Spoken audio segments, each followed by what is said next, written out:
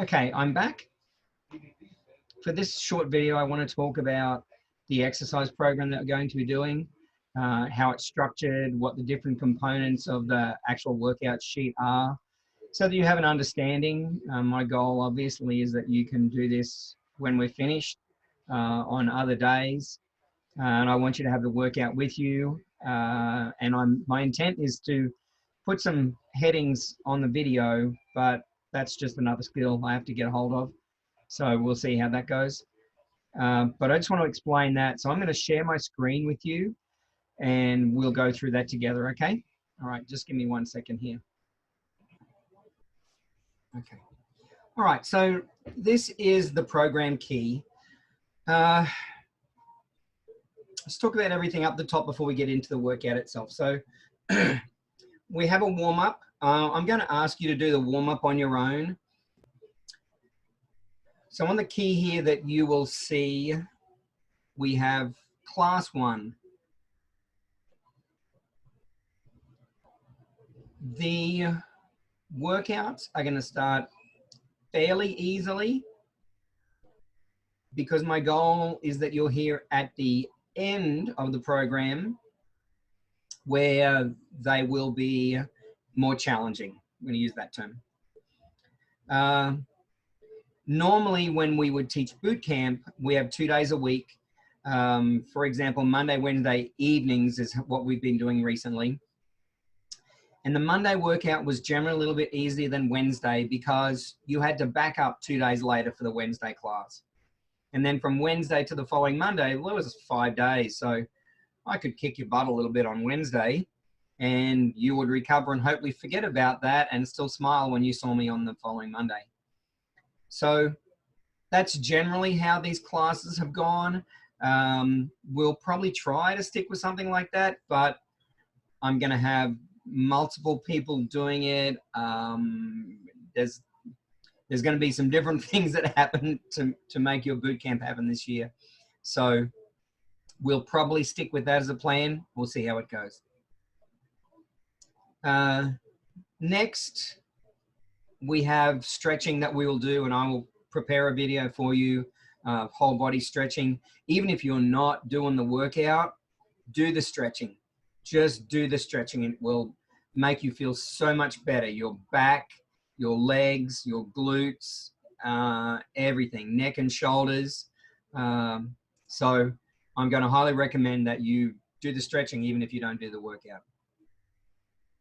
So then we get down to this little section here that has the circuit itself. And these are the guidelines for what the circuit is going to be. 3 times around. So this circuit has 11 stations. We're going to do 3 times around that. The total amount of time that it's going to take to do that is 22 minutes. So that's all we're asking. What's important next is this work-rest ratio. So to start with, this example here is 20 seconds of work. That's the exercise. And 20 seconds of rest. Now that doesn't mean sit on your butt and pant heavily until the next session starts. This rest is, in a regular class, the amount of time that you have to move to the next station. For us here, that 20 seconds is you changing out the equipment so that you know what exercise is coming up and what you need to do. All right, here we get to our exercises. I will demonstrate these exercises, or the instructor will demonstrate the exercises before the workout. Where we have done exercises before, we are not going to demonstrate them. So I'm not going to demonstrate push-ups all the way through this program. You'll see push-ups on the first class.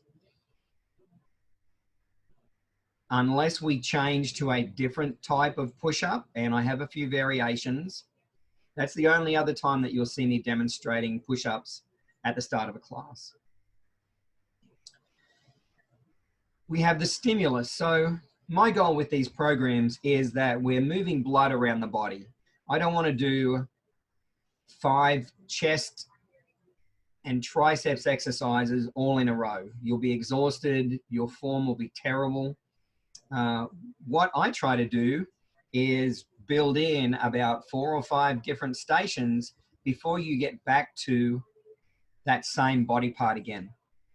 So you can see what this stimulus is here. And this really should be how we design our classes. We should start with something like this: chest, back, shoulders, legs, abs, cardio, arms, shoulders, legs, abs, cardio. I'm going to recommend your rest here. So the whole point is that we're moving through the body and allowing it to recover a little bit before you have to do the same type of exercise again. And then at the end, we have a cool down for about 5 to 10 minutes. More stretching again, pretty much the same as what we did at the start. And then equipment. For us, for this example, I put dumbbells or household weights. I've changed my mind from my original plan. I do think I want to put bands in here. I would highly recommend that you get them. However, the dumbbells and the household weights still work exactly the same. The movement is exactly the same. It makes no difference. But I think if you do purchase some bands and get them within the next week or so, then you'll appreciate that and you'll get more out of the workout. And I actually think you'll like the bands. It gives you a different feel. So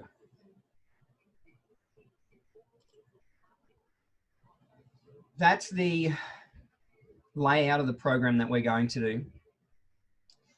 Initially, we do about 15 to 20 minutes in that range of exercises. And then the stretching, the warm up is outside of that. But we're really only looking at about 15 to 20 minutes-ish. As we get closer to the end of the month, we will be doing a little bit more. Probably what I'll do is manipulate that work and rest ratio, and you'll be doing probably not much more in the way of work, but you'll be getting less rest in between. So especially when we get down to the last week or so, you'll want to be really on the ball. When we finish one exercise, you might only have 10 or 15 seconds to change and get ready for the next one. And the whole point is that you're ready to go once the buzzer goes and says, all right, we're back on. All right, folks, that's it for this video. Stretching to come, and then our first workout. I look forward to seeing you soon.